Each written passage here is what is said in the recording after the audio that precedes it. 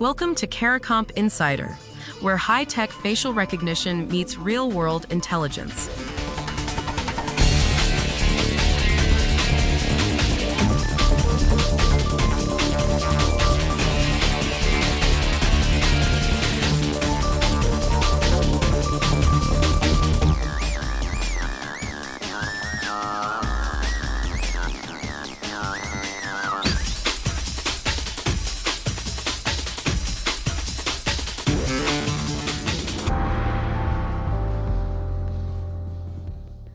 $130 million phone lines. That's how many mobile connections Mexico's government plans to lock behind a biometric scan. Your face, your fingerprints, your irises, by July of next year. Miss the deadline and your phone stops working. Meanwhile, about 2,000 miles north in Illinois, a single piece of legislation is doing the exact opposite. It's making biometric collections so legally expensive that companies and police departments have to think twice before scanning anyone's face at all. If you've ever unlocked your phone with your face or tapped your fingerprint on a screen, this story is about you. Your biometric data, the stuff that is literally your body, is being treated as mandatory government infrastructure in one country and as a lawsuit trigger in another. Mexico is building a system called Biometric. It captures face, fingerprint, and iris scans, bundles them with a QR code and a digital signature, and ties them to the National Population Registry. Every carrier in Mexico must verify a subscriber's identity against that biometric database before activating a SIM card. In Illinois, House Bill 5521 goes the other direction. It gives individuals the right to sue for damages and demand deletion of their biometric data. So which model wins, and what happens when a case crosses both borders? Start with Mexico, because the timeline is tight. The mandate took effect on January 9, 2026. Carriers now have until July 26 to bring every single mobile line into compliance. And this isn't Mexico's first attempt. 4 years ago, Mexico's Supreme Court struck down a similar biometric collection program as unconstitutional. The government didn't abandon the idea. It repackaged it under a new name and tried again. That pattern matters. A court says no, and the state iterates until it finds a version that sticks. For anyone who uses a phone in Mexico, the choice is now binary. Hand over your face, your fingerprints, and your iris scan, or lose your connection to the world. Now shift to Illinois. The state's Biometric Information Privacy Act, BIPA, has been on the books since 2008. It created something rare in American law, a private right of action.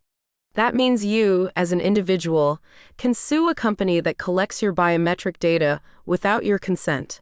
You don't need a prosecutor to act on your behalf. The results have been enormous.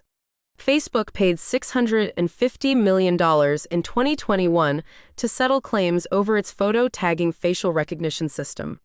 That single case reshaped how major tech companies handle face data nationwide.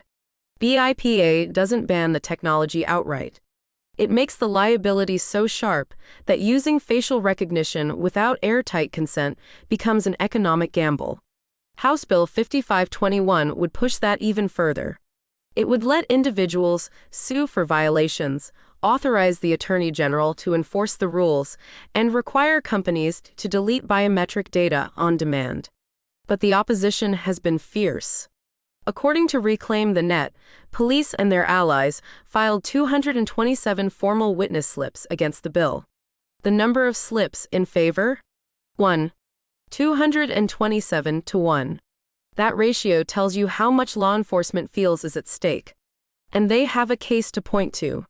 A Loyola University freshman was murdered, and facial identification technology helped solve it.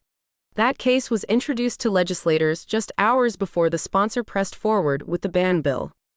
Dozens of violent crimes, murders, robberies, sex offenses have been solved with facial recognition assistance, particularly in transit cases where offenders are anonymous and cameras are everywhere.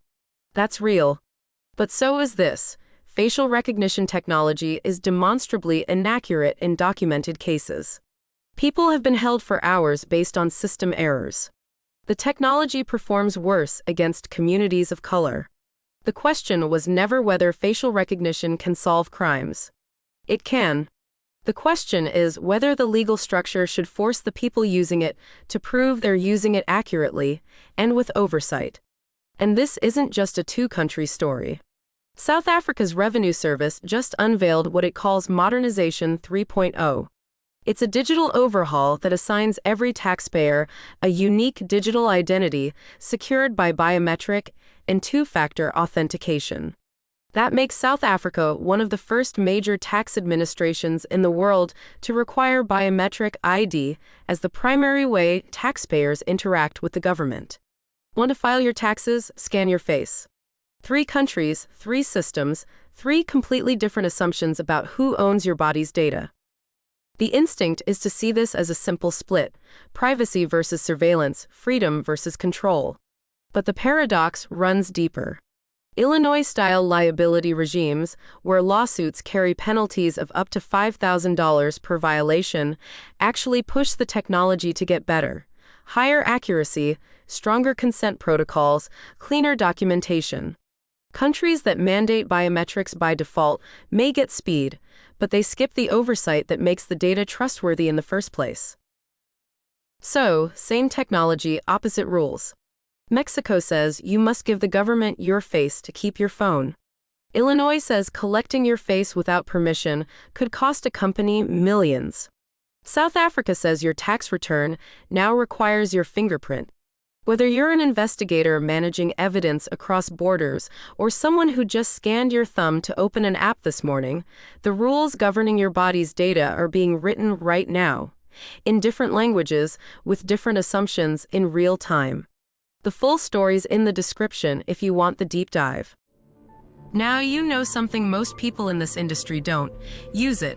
And when you're ready to put it to work, caracomp.com. We'll see you tomorrow.